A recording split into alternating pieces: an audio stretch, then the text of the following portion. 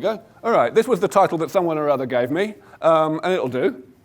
So I thought I would tell you a little bit about the SENS Foundation before I go on to the main body of the talk. But anyway, the Foundation is, as I've said, a US registered charity, and we work to promote and to make happen the development of regenerative medicine solutions to the disabilities and diseases, the ill health of aging. And I'll be talking about what that means in practice through this talk.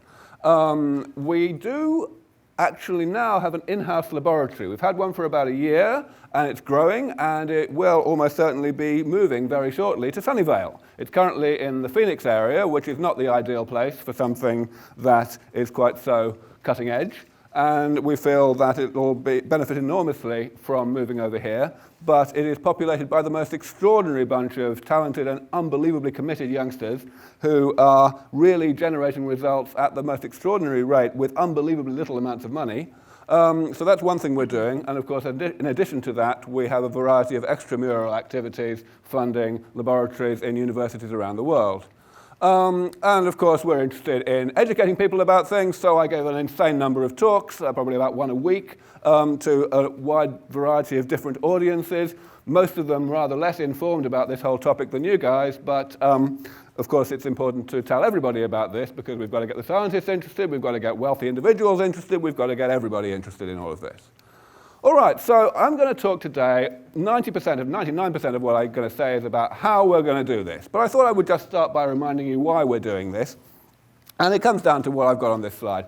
A lot of people, especially a lot of journalists, like to characterize my work and the SENS Foundation's work as being about immortality or living forever or other entertaining but obviously fictitious concepts. But actually what we're about is stopping people from getting sick, which is a very down-to-earth and not terribly controversial topic. And the only real thing that distinguishes the SENS Foundation and my proposals for how to do this from those of the rest of medicine, certainly the rest of people working on age-related diseases, is that I think we can do it really, really well fairly soon, like in the next couple of decades. But by developing a very comprehensive range of treatments for the various things that go wrong as we get older, whereas most people are satisfied with essentially tinkering around the edges and trying to delay by the odd few years one or another of the major problems of aging as if that were equivalent to actually solving it, which I certainly don't feel that it is. I want people just not to get into the state characterized by the photograph on the right, however long they live. So what I'm going to do today, as I say, is talk about how we're going to get there.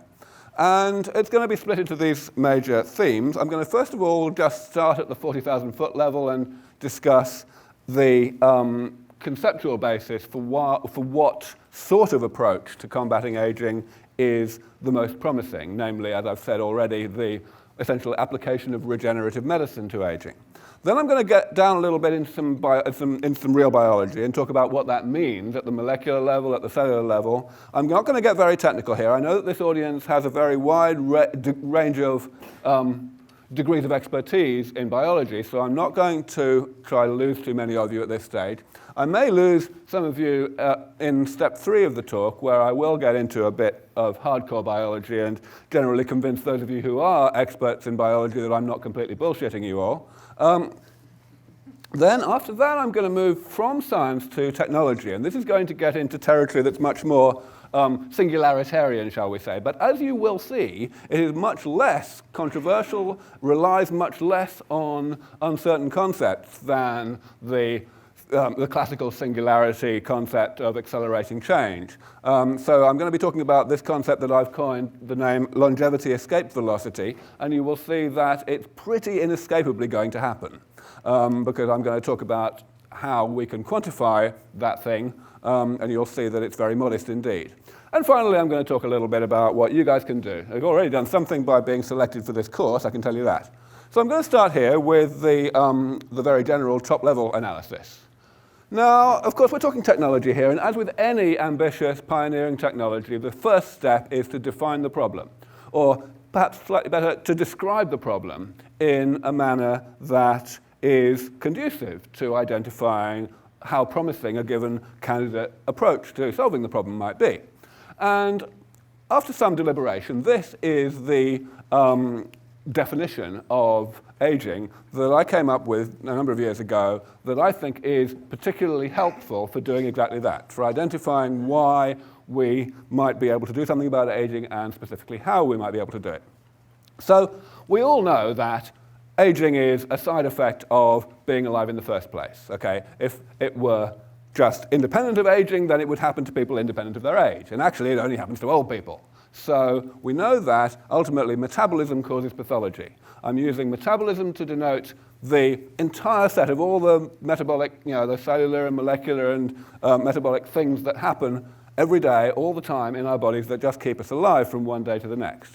And it causes, eventually, pathology. In other words, all of the aspects of age-related ill health. Now, what I'm doing in this definition here is I'm defining a third term, namely the term damage. And I'm defining it, as you can see, as the set of intermediates between metabolism and pathology. So I'm basically saying that we need to concentrate on what you might think of as the initial byproduct, the initial side effects of metabolism.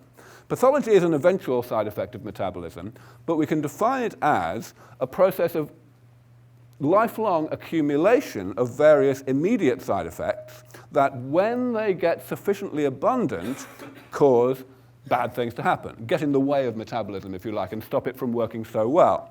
So damage accumulates throughout life, even starting before we're born, and only once it becomes sufficiently abundant does it actually do us any damage to speak of. So why is that so useful? Well, it ultimately comes down to this sort of concept here. I've got here metabolism causes damage, causes pathology. Now, historically, there have been two ways of looking at the problem of aging, insofar as anyone even thinks of it as a problem, which is, of course, not nearly so universally accepted as it ought to be. One of the approaches is what I'm going to call the geriatrics approach. And that is simply to say, well, okay, let's see what's going wrong in an older person, and let's try and attack those particular pathologies head on. Let's try and actually identify those things at a relatively early stage and try and slow them down, try and hold back the sands of time, so to speak, and delay the rate of progression of pathologies, thereby, of course, postponing the age at which people get to a point where the pathology is life-threatening or seriously handicapping. That's the geriatrics approach. Now, that's one approach. Okay. There's another approach, which is the gerontology approach. And essentially, gerontologists feel, well, actually, prevention is better than cure.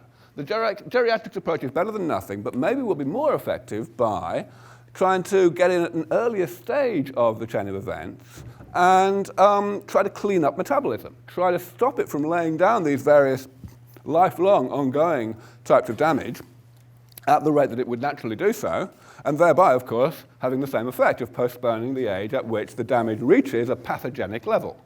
So that's all very well. So what do I think of these two approaches? Well, to be honest, not very much. And furthermore, I haven't yet said anything controversial. Don't worry, I will. So here is the problem with the geriatrics approach, of course. You don't need to be a biologist to know that aging is really not very nice. Lots and lots of things go wrong. They go wrong in a very chaotic manner. They exacerbate each other. It's all completely hopeless. And the worst of it, of course, is that because we are attacking these eventual consequences of the accumulation of damage, what we are essentially doing is addressing a problem that's getting harder as the person gets older. So the geriatrician's job is constantly becoming more and more challenging for a given patient. And, it's hopeless. Basically, this tells us that the geriatrics approach, yes, it's better than nothing insofar as we can actually do anything that way, but it's not much better than nothing, and it never will be. It is intrinsically, kiboshed by the inability, but by the fact that it's intervening so late in the day, that it's not intervening in the ongoing problem, but rather in the eventual consequences of it. Unfortunately, the gerontology approach isn't a lot better, and this is why.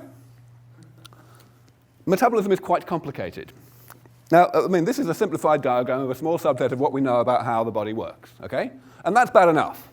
But of course, the really bad problem is that this is a small subset of what we know about how the body works.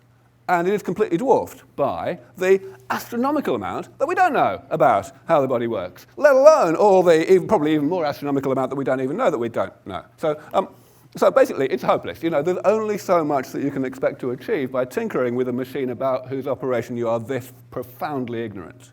It's just hopeless.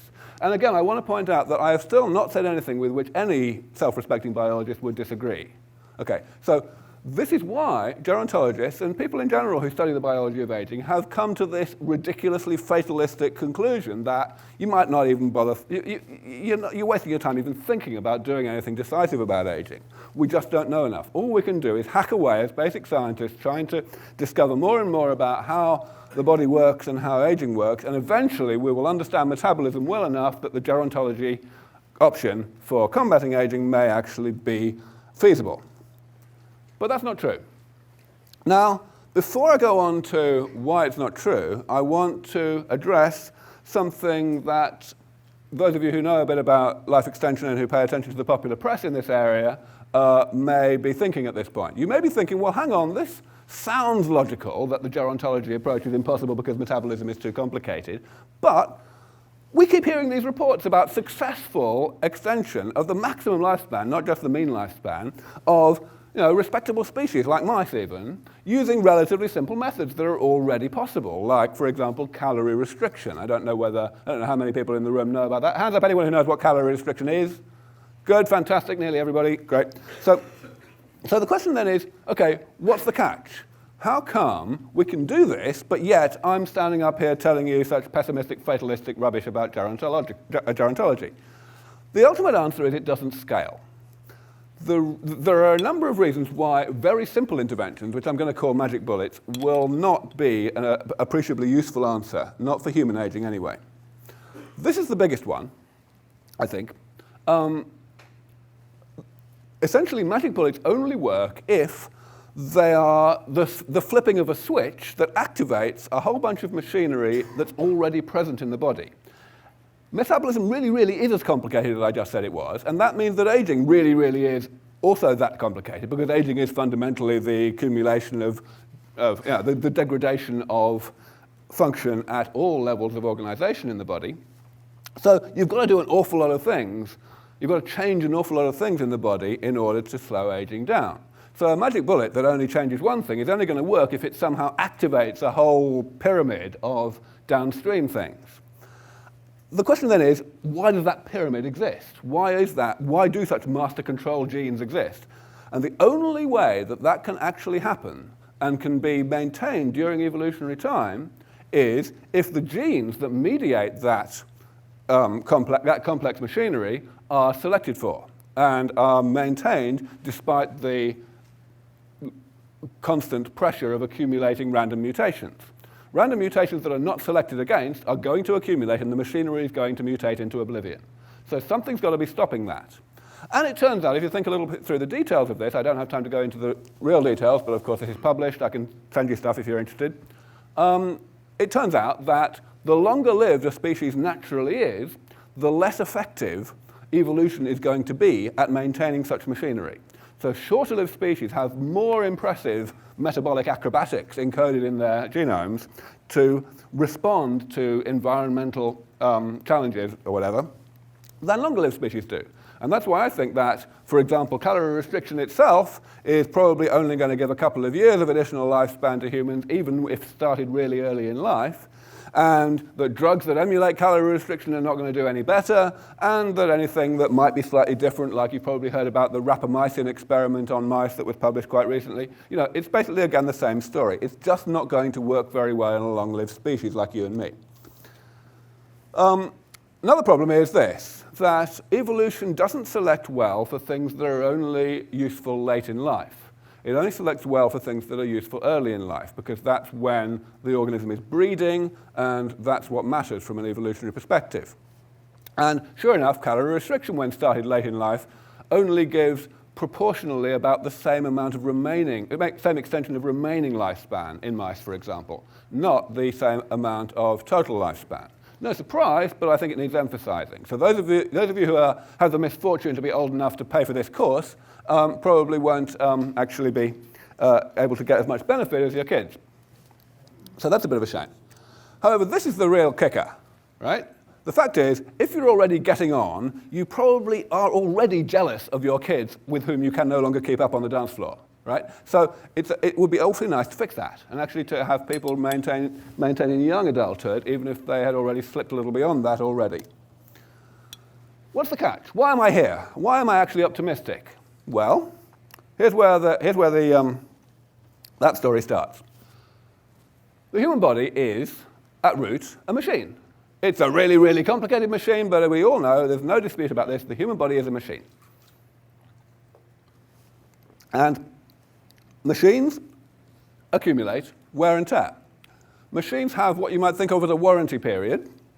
They're built to last a certain amount of time, and they probably won't last much longer than that, other things being equal. Here is a machine that has lasted unusually long for a car. This is more than 50 years old, and the reason it lasted that way was because it was built unusually well. Its warranty period is that sort of time. Obviously corrosion-resistant metal and really strong tires and all those things.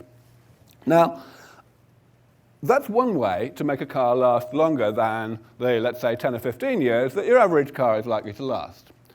But the thing is, there's another way to achieve that sort of longevity for a car.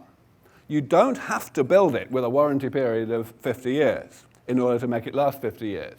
And that's why I said VW bugs up here, because of course there are just as many 50-year-old VW bugs driving around the streets of the USA as there are 50-year-old Land Rovers.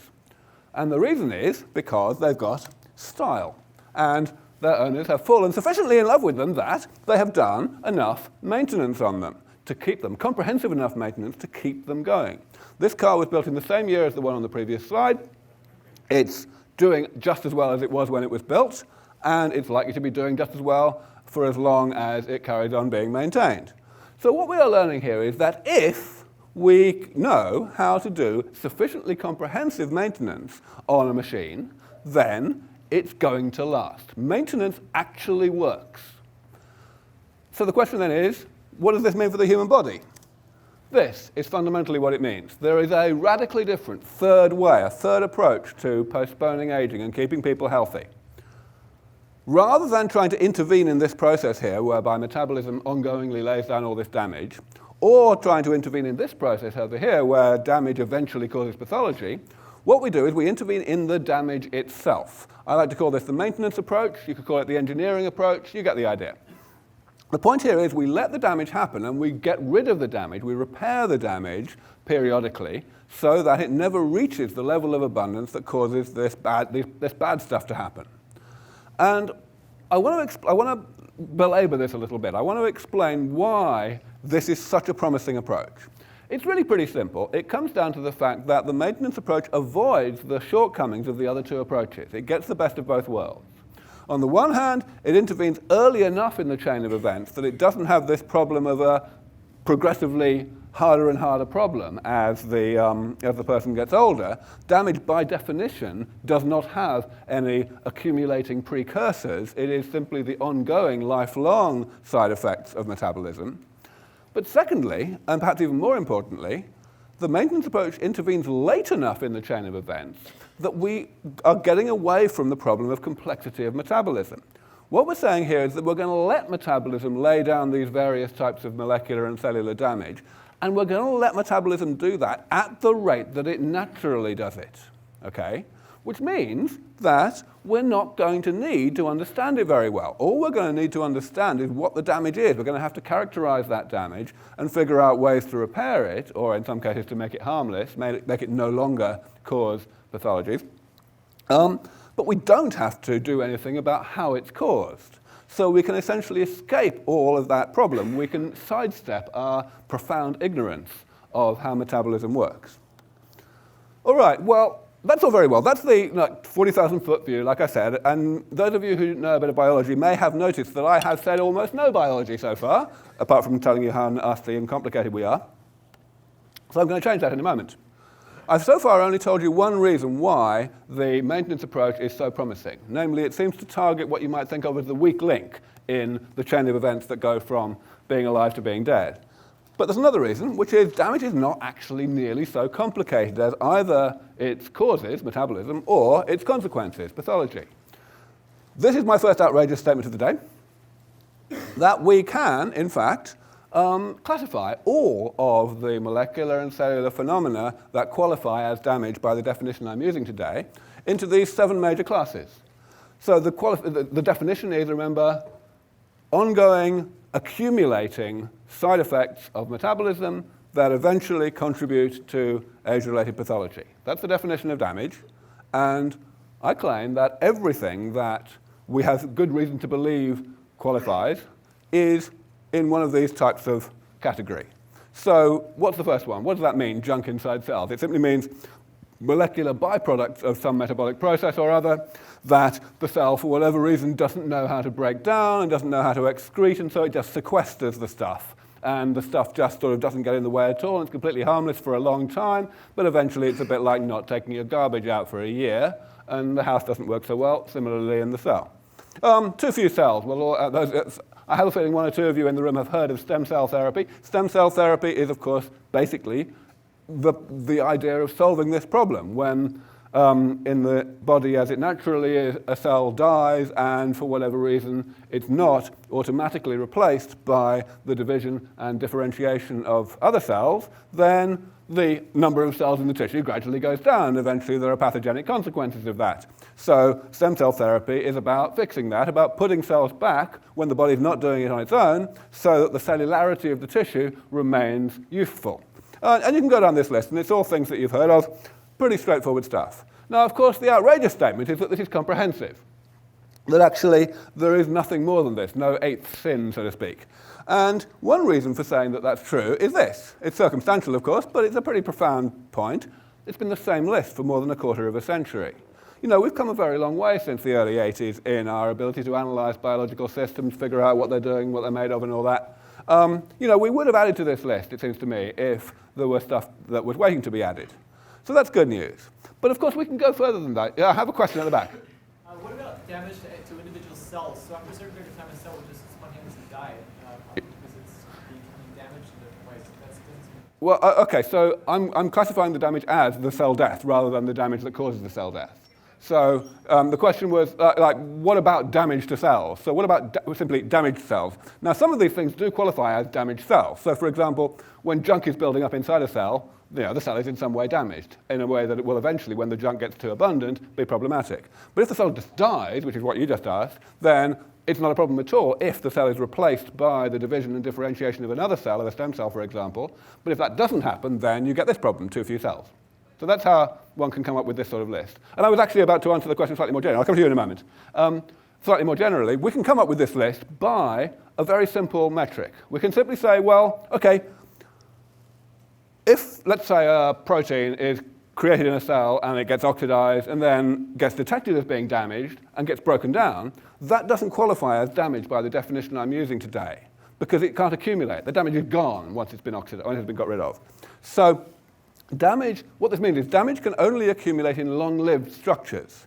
And so one can just go through the body and say, well, okay, what are we made of? We're made of cells and stuff between cells. What are cells made of? And so on. And you can get this list, basically, out of that. You're worried about fluctuations that may happen in the metabolic state of a cell or an organ or whatever.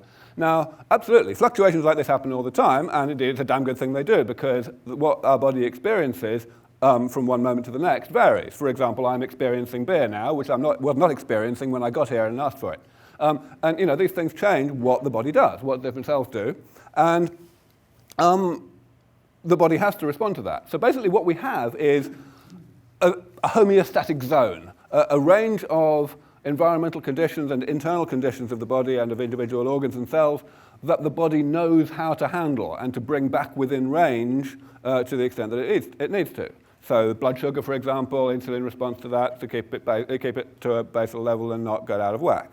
And the reason these things get out of whack is as a consequence of the loss of homeostatic function that results from the accumulation of damage. So the reason that age-related problems are age-related is because of loss of the ability of the body of metabolism to do what it normally does. And you're quite right that a lot of what metabolism does is maintaining homeostasis in the face of fluctuating conditions. I hope I've answered your question. Maybe I'll answer it better when I get on to a bit more. I'll ask it. All right. Anyway, so this is the list of things that I think we need to fix. Now that's good news already, if it's true. But as I say, I mean, some people might say that this might not be a complete list, but I think it probably is. Here's the really good news. We have a fair idea how to actually fix these things. So here, I'm listing the same things on the left that I just listed before in a slightly different order. And the things in the right-hand column are the approaches that I think are the most promising for actually addressing these things. And when I say addressing, again, I do not mean slowing down the accumulation or the exacerbation of the problem. I mean actually reversing that accumulation, or in some cases obviating it, fixing the effects of the problem. So I've just mentioned stem cell therapy already. Hang on, I won't be a second. And I'll talk about one of these in much more detail in a moment. The key thing I want to say on this slide is, obviously I'm just naming things here, but we have reasonable amount of confidence that we will be able to implement these things, and where we get that confidence is because of the detail with which we can describe what these things mean. So the book I published a couple of years ago has an entire chapter on each of these things. That's really important. In any technology, the more detail you have about how to fix how to implement the parts that you haven't implemented already, the more confident that you can be about the time frames within which you might be able to implement those things. Whereas if you can only say in very broad strokes what you need to do still, then of course your time frame predictions may be very unreliable. And I don't think that we're going to get these things working perfectly anytime soon, but I think within the next couple of decades we have a pretty good shot at getting them to work well enough to give middle-aged people 30 additional years of healthy life. And so the question is, to what extent do these problems and their solutions interact? Will we achieve any sort of impact by solving only half of them? And to be perfectly honest, we don't know. Chances are that some of them are more, they have their tentacles in more pathology pies, so to speak, than others. And so we may indeed get more of an impact in some places than in others. I think mitochondrial mutations is probably the big wild card in all of that. There are a lot of people in gerontology who are still pretty unsure whether mitochondrial mutations actually matter at all, actually contribute to pathology in a normal lifetime in mammals.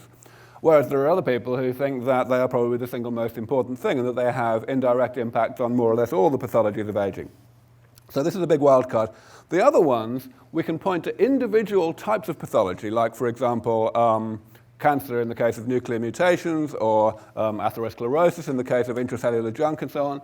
We can point to things where we know that the pathology happens, and it happens at a normal lifespan, which is why a lot of people die of it, and it's primarily caused by one or another particular one of these 7 types of damage. So in those cases, we can say fairly clearly that if we don't affect the rate of accumulation, and we don't end up being able to repair that particular type of damage, then we will not have much effect on average longevity, because that particular cause of death, that particular pathology, will come along at more or less the age that it comes along today.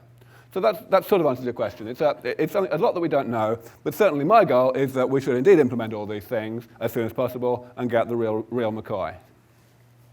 All right, so because I've only got an hour, obviously I can't talk about, in fact I've only got, bloody hell, in theory I've only got 20 minutes left. I obviously can't talk about these things in a lot of detail. Read the book if you want to know more, or ask me to give a talk or whatever, but I will talk about one of them in more detail, just to give you a feel for the fact that we really know what we're talking about, and also because it's dead glamorous, this one, and we're working on it very heavily in our intramural facility, in our research centre that's moving to Sunnyvale, and also actually in 2 of the labs that we're funding extramurally. It's the thing that we're putting the most money into.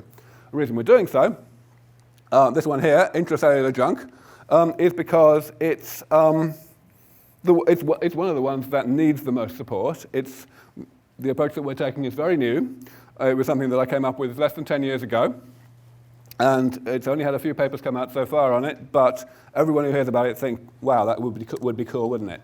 So first of all, let me explain the problem. I mentioned briefly one of the diseases that are caused by the accumulation of intracellular junk, but there are a number of them. Here is an electron micrograph of a slice through an axon of an Alzheimer's neuron, and as you can see, it's not very pretty at all. This is basically the signature of failed degradation of stuff. things that ought to be getting broken down, and they're getting what's called autophagocytosed, but not a lot else is happening. That's the sort of preliminary step towards getting something broken down, and the whole thing is stalling at that point. That's in Alzheimer's disease. In atherosclerosis, it looks like this, and it looks completely different. You've got different types of junk accumulating, but at root it's exactly the same problem. You've got this thing called the lysosome, which is the part of the cell that you can think of as the garbage disposal machinery of last resort in the cell, and it's not working anymore. It's been basically poisoned by the accumulation of stuff that it can't break down. And this is a foam cell, which is the first histologically detectable stage of the development of an atherosclerotic plaque. All right. Now, the idea I started to put forward about 10 years ago is this, and it comes from a field that has nothing to do with medicine, from a field that is completely divorced from medicine at the moment, called bioremediation. Bioremediation is a field within environmental decontamination, and it is founded on an idea that was first put forward over 50 years ago, which goes like this. It says basically, you would expect that in nature, when you go to a particular environment, you will see only a small number of microbes in that environment because they'll be the ones that were able to grow fast on the things that were there to live on. But in fact, that's not what you see at all. More or less anywhere you go, you see a very wide variety in the microbial ecology. And the proposal was that this is because there are some things in most environments which are really hard to break down, but which, if you can break them down as a bacterium or whatever, you can live off them. If that's true, fantastic. No, there's a lid on this. Someone find me a bottle opener. I'll have to do this myself. All right. Now, if that's true, then the question is, what effect would that have on the variety of the microbial ecology? And the answer is, of course, quite a big effect. What it would do is, it would mean that there would be bacteria out there that were intrinsically not very fast growing, but they would have the ability to break down something that their faster growing colleagues could not break down. And if they could do that, then bingo, they've got their ecological niche and you're going to find them.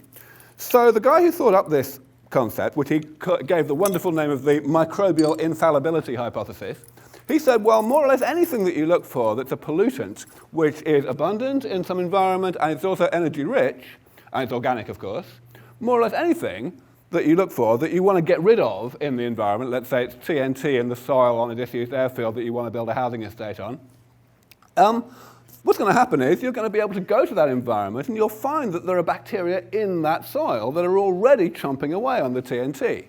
And the only reason there's any left is because there are not enough of those bacteria. So you can find them, you can get them out, you can expand them in the lab, put them back in the environment, the TNT goes away, you can build your housing estate. It works. Bioremediation is not just an academic concept, it is an extremely thriving commercial enterprise. So, the question is, what does that mean from a biomedical point of view? So the idea was this. I realized that there are environments that are enriched in human remains. And of course, that means that they're going to be enriched in exactly the substances that accumulate in the human body and cause these horrible diseases. So, they are exposed to the environment after burial. Now, interestingly, we don't see them in graveyards, those substances. We do see bones and teeth, but of course, bones and teeth are not energy rich, so you're not going to be able to live off them if you're a bacterium that can break them down. So that doesn't in any way invalidate the microbial infallibility hypothesis. They do not accumulate these things that I was talking about a moment ago. So a very plausible interpretation is that indeed the hypothesis is correct and microbes are in the graveyards and they're breaking these things down. So what use is that? Well, of course, the possibility is that we could find out how they're doing it. I am certainly not suggesting that we should find these bacteria and then inject them into the body, so to break down these things. That would probably be counterproductive.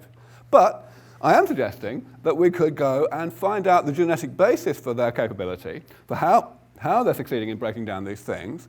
And having done so, we could put those, maybe not very many genes at all, into our own cells, into particular cell types, and thereby augment our natural ability to break molecules down so that things that we can't naturally break down will not, in fact, accumulate. And indeed, anything that has accumulated will go away. This is the idea in a simple diagram. There's a natural process in the human body that turns young people into old people and eventually into dead people. And then there's a completely different process in the microbial ecology of the environment which turns dead people into decomposed people. And what we do is we simply figure out how they're doing it. We do some laborious but nevertheless relatively standard molecular biology, and we manipulate our own cells. This is my absolutely appalling diagram of a neuron, and thereby slow down or indeed combat the process that turned young people into old people in the first place. And the thing is, it does actually work. So here is a sample, a representative experiment from a paper that we published last year. This was the first paper that came out of funded efforts, and there's a whole slew of them in progress at the moment. A couple more are out already, actually. What we've got here is we're looking at this particular chemical here. 7-ketocholesterol is one of a large number of different oxidative modifications of cholesterol that one can find in the human body, but this one is probably public enemy number one in atherosclerosis. It's rather abundant and it's very, very toxic. So we've got a whole bunch of bacterial strains here, and we give them this stuff, and we don't give them anything else to grow on, so there's selective pressure to see what's going on. And most of them can't do bugger all with it, and they just hang out there, and the 7kC doesn't go away. But two of these strains, as you can see, are having a fantastic time, and after only 10 days, the stuff's almost entirely gone, and you don't need a microscope to see the result. You can just look at the Petri dish. So that's very nice. And of course, the next step then is to figure out what's going on. There are a number of ways to determine how a given bacterial strain is breaking down a given substance. This is one approach, mass spectrometry, which essentially says let's find out what they are breaking it into, what are the breakdown products of the substrate. And this is the sort of thing we're seeing, and that's the first step into identifying what enzymatic reactions are occurring in the thing. Now, I am not going to try to tell you that this is easy. This is a very long project. What we've done is we've demonstrated that it's not terribly hard to do step one here, to isolate strains of bacteria that can break down things that we would rather not accumulate during aging. Number two is where we are at the moment. We're doing a lot of identification of enzymes that have these interesting effects, and we've identified some very important ones for a third age-related disease that's very important in this area, which is macular degeneration, the leading cause of blindness in the elderly. We're also in the process of identifying good enzymes against 7-ketocholesterol, so that's good. But after that, there's a hell of a lot more to do. We've got to actually get these enzymes to work in mammalian cells, which may take a fair bit of tinkering to make them work at different pH, things like that. We've got to make sure that they don't break down things that we would prefer not to have broken down.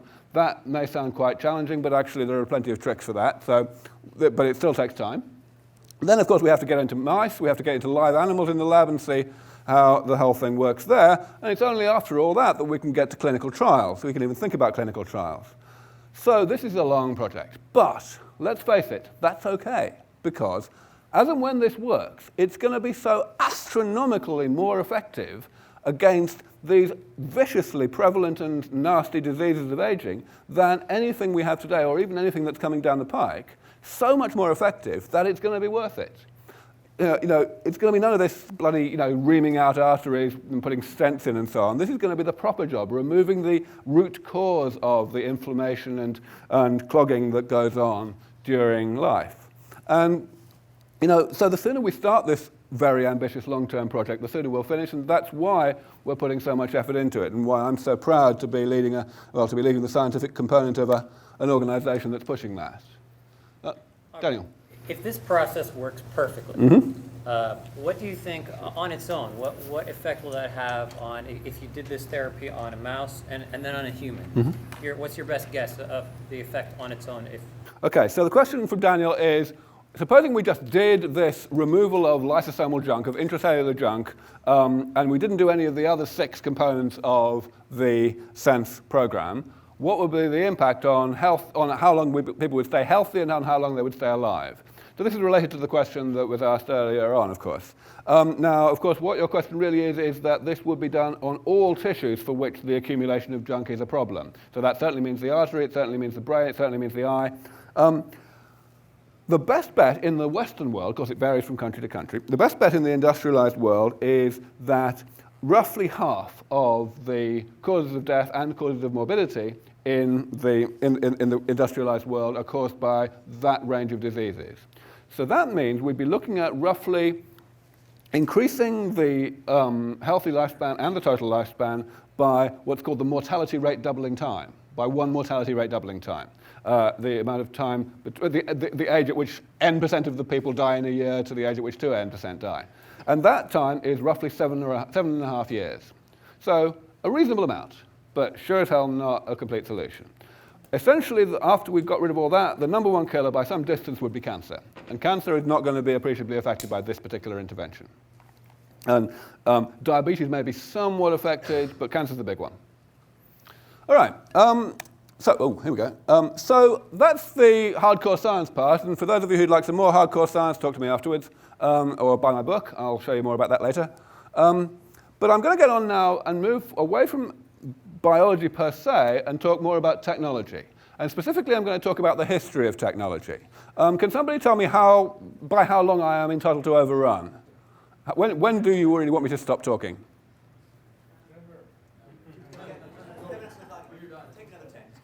I'll take at least another 10, great. All right, thanks, Daniel. All right, so longevity, escape velocity. So what I'm going to do here is I'm going to talk about what happens next. Those of you who were paying really close attention earlier on will have seen that I did not say that doing all of these things, even, well, certainly not to the extent that we're going to be able to do them in the next 20 or 30 years, will completely solve aging. What I said was that it will solve aging comprehensively enough to deliver perhaps 30 additional years of life, okay? And that is not defeating aging, certainly not by the sorts of standards that those of you who are familiar with the Singularity would think of it. But it's a good start. Why, therefore, do I tend to be described in the media as the Millennium Man or whatever, or the prophet of immortality? The answer is because of this one down here. I've told you so far 2 reasons why the maintenance approach is so extremely cool. It targets the weak link in aging. The weak link is not only weaker, but also simpler. This is the 3rd one. The repair and maintenance approach buys time. And I'm going to tell you exactly what I mean by this. And I'm going to be able to go through this pretty quickly because I know you guys are sharp. Here I'm doing, in a very schematic manner, a description of what aging naturally is and what we can do about it with therapies that are of the nature I'm talking about today, repair and maintenance therapies. So the red line here, this one here, is simply natural aging. Basically what I'm saying is that age is along here, and on the y-axis I've got reserve. Now reserve is simply the inverse of damage. So I'm saying you start off with lots of reserve, not much damage, you accumulate damage, you lose reserve. So reserve is essentially the amount of additional damage that you can afford to accumulate before pathology sets in. The dotted line here, which I'm calling the frailty threshold, is where pathology sets in. So I'm not trying to tell you that aging happens at a uniform rate or anything. This is, as I say, very schematic, but I'm just wanting to get a concept across. These therapies are going to be applied to people who are already in middle age, not to people who are in childhood, who have not yet been conceived or anything like that. People in middle age. And the reason is, of course, because they are repair and maintenance therapies. You don't take a brand new car into the garage the day after you bought it. So the pink line here is what I've told you so far. We're going to take someone about here who's, let's say, 60 years old. We're going to fix up their damage fairly well. We can't do it perfectly yet, but we'll fix up maybe half of it. And of course, as has come up in a number of questions, that means fixing all of the various types of damage reasonably well. We can't afford to leave any of them completely alone. Maybe half the damage, like for sake of argument. We don't alter the rate at which the damage is created, remember. We're not interfering with metabolism itself. So after that, damage accumulates, reserve diminishes at the rate that it already was, the same gradient as the red line. But of course we can apply the therapy multiple times, and that's what I'm saying with this zigzag line here. Problem is, we hit diminishing returns. We can do this more and more often, but we get less and less effect. And eventually the guy falls over the frailty threshold anyway. Why? Obvious reason, because of the damage that we're not fixing, the damage that the therapy doesn't work on because it's not yet perfect. What's happening is that damage is accumulating unabated, such that eventually on its own, however well and however thoroughly we are fixing what we might call the easy damage, the difficult damage will be able to tip the individual over the frailty threshold, and the rest is history, so to speak. So that's a big problem. And if you and I were mice, such that the x-axis here, on which I have carefully put no numbers, went like 1 year, 2 years, 3 years, then that would be the end of my story. But we're not mice. We have maybe 30 times as long a lifespan as mice, which means that the interval between the first and second applications of these rejuvenation therapies is going to be maybe 20 years.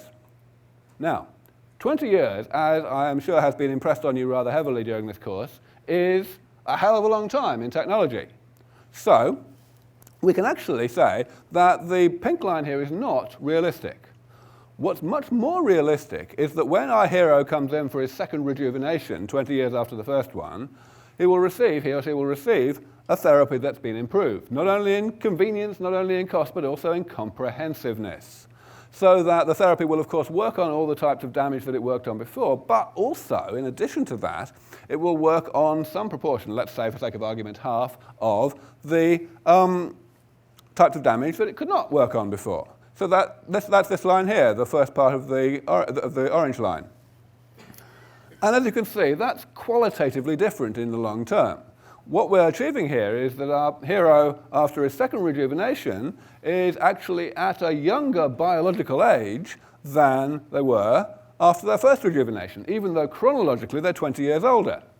And of course, this concept can be iterated upon, such that in the long term, these people get chronologically older, of course, but they get biologically younger, and they never go anywhere near the frailty threshold. So that is why we can talk about the concept of maintaining healthy lifespan, and therefore, of course, total lifespan indefinitely. So what is longevity escape velocity? It's very simple. It's the cusp. Obviously, there is a degree, a rate of improvement of the comprehensiveness of these therapies that is required so that in the long term, the gradient of this whole trajectory is upwards rather than downwards. And said in words, what that means is this: it's the rate at which rejuvenation therapies need to be improved following the achievement of that first breakthrough of about 30 years extension in order to outpace the accumulation of damage that they don't yet work on. Very simple concept, as you've seen. But it's an important thing to bear in mind in determining what the consequences will be of therapies that are already foreseeable. The final step, of course, is to determine whether this rate of improvement, longevity escape velocity, is actually realistic. I've so far just waved my hands and said, well, you know, it sounds pretty realistic. 20 years is a long time in technology. But let's go a bit further. Let's go and have a look at some actual precedent. We don't have any direct evidence, and the reason why most of my more strident critics within gerontology get terribly upset about the longevity escape velocity concept is because they're fixated on the concept of direct evidence. They're basic scientists more than technologists. They just don't believe in lateral thinking, and they refuse to accept arguments like this as being remotely relevant to the question. But of course they are relevant. This is the sort of thing that we can use to remind ourselves that there are two types of breakthrough in technology. There are fundamental breakthroughs, like what happened in 1903, where the sort of thing that Leonardo da Vinci probably thought was only 20 years away actually finally happened, okay? Namely, the first powered flight. And that was something whose time frame could not be confidently predicted until it actually happened. It's just, that's in the nature of fundamental breakthroughs. But then since that time, we've had a steady and smooth and rather rapid progression of refinements of that, of incremental refinements of that breakthrough, which, I mean, are pretty impressive, really. I mean, I don't think the Wright brothers would have been terribly impressed with the possibility that only 24 years later someone would be flying solo across the Atlantic, but that's Charles Lindbergh, Le Bourget, and you know the same is true for the next steps. And we could say, well, okay, where's my flying car then? But of course we know the answer to that. The answer is we can't be bothered. There is not actually enough public pressure, commercial pressure, and so on to actually do anything appreciably greater, more impressive in powered flight than Concorde. So that's one argument. In order to reinforce this even further, I, along with a guy that you may have heard of, many of you, Chris Phoenix, from the Center for Responsible Nanotechnology, worked on a computer simulation of this whole thing. And to cut a long story short, this is what we came up with. This is all published. Again, I can send you the reprints if you like. The black line here is normal aging. So this is a survival curve, in contrast to the schematic thing I showed you earlier, which was about how healthy an individual is. This is the distribution of ages at death of a population. And this is a typical distribution that you'll see. At age 0, everyone's alive, obviously, and hardly anyone dies until 50 or 60, and then everyone starts falling off a cliff, and hardly anyone makes it to 100.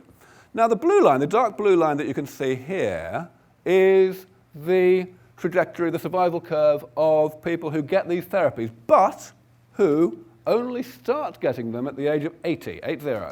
Okay, now that is, of course, the point where about half of them are already dead, and that's why the lines are coincident until here. But you can see that even the people who are alive don't really benefit all that much, and that's because they're not very well. They're already frail, and there's only so much that these therapies are going to be able to do for such people in the short term. So most people, even the really lucky ones, only get maybe 10 or 15 years of additional benefit. However, look at the next line, this grey-blue line here. This is a rather important line because it's the line, the survival curve of people who are only 10 years younger. They are 70 at the age where the therapies are initiated. And you can see it's the same story at first, but eventually, as time goes on, these people are really showing the consequences of getting biologically younger as they're getting chronologically older. And about 15% of them make it out to 150, and after that, it's a piece of cake. Basically, hardly any of them die, and 10% of them just never ever die of anything related to aging. This diagram doesn't represent death not related to aging. If you're just 10 years younger than that, 60 years old when the therapies are initiated, we're talking about this line where nearly half of the people keep going, and so on. But here's the real kicker. This is a computer simulation, and so of course you can argue, well, is it over-optimistic, is it over-pessimistic, whatever. It's ridiculously over-pessimistic. This is the most extraordinarily cautious simulation you can imagine. Why is it cautious? This up here determines why it's cautious. We are suggesting that actually we're doubling the efficacy of these therapies only every 40-odd years, 42 years. Now that's the distance between Lindbergh and Concord, if you want an idea of how to think about that. It's completely ludicrous to suggest that it would be this slow, that progress in this would be this slow. And yet, as you can see, it's still good enough. It's still good enough to deliver longevity escape velocity in spades. So it's completely inescapable that we will, with the most ludicrously high probability, have a genuine indefinite lifespan as a result of breakthroughs on what sounds at first sight to be a rather modest scale, something like a couple of decades of additional life conferred on the middle age. This is the sort of thing it means if we think about lifespans. This is the sort of thing that gets me into real trouble with other audiences. At the moment, the world record lifespan is 122. Jeanne Calment died in the south of France about 12 years ago. She had some wonderful quotes when she was asked, "What's your secret?" She said things like, at the age of 120, she said, "I gave up smoking when I was 117. That's the truth. She did say that. This is an interesting statement. We will not get anyone aged 150 until we get robust human rejuvenation, this initial 30 years of life extension. But once we get it, the hard part's done, and so there's going to be an awful lot of people waiting in the wings, not much younger, that are going to be able to benefit thoroughly from these things indefinitely, and we're going to get to ages like 1,000, because that's the sort of age that you and I would already live to if we only died at the rate that we currently do as young adults. In other words, of causes that young adults actually do die of, like accidents and so on. That's what it means. And of course, we can make a similar statement about average lifespan. This is what it doesn't mean, and this is the sort of thing that people tend to go away with when they are predisposed to not listen to what I'm saying. They say, well, okay, immortality is by definition, not the ambit of technology. This whole longevity escape velocity thing sounds awfully like immortality to me. Ergo, this concept of of applying regenerative medicine to aging, which is what SENS is, must be science fiction. And of course, this is not what you and I would call logical, but it doesn't stop an awful lot of people who should know better from saying it. And this is the sort of thing that some of my more strident critics tend to say. I've picked out a couple of British people here because these are good friends of mine sometimes. This is the sort of thing that is said. Richard Farragher's a rather witty gerontologist from Brighton, and he was introducing me, giving a talk about a year ago, and this was how he introduced me. I thought that was pretty funny. But the fact is, this is what I actually think. This is the title of a paper I wrote about 4 years ago that really put the cat among the pigeons, because it really said that these people are not just protecting their own careerist interests, they're actually doing serious harm to our ability to save lives.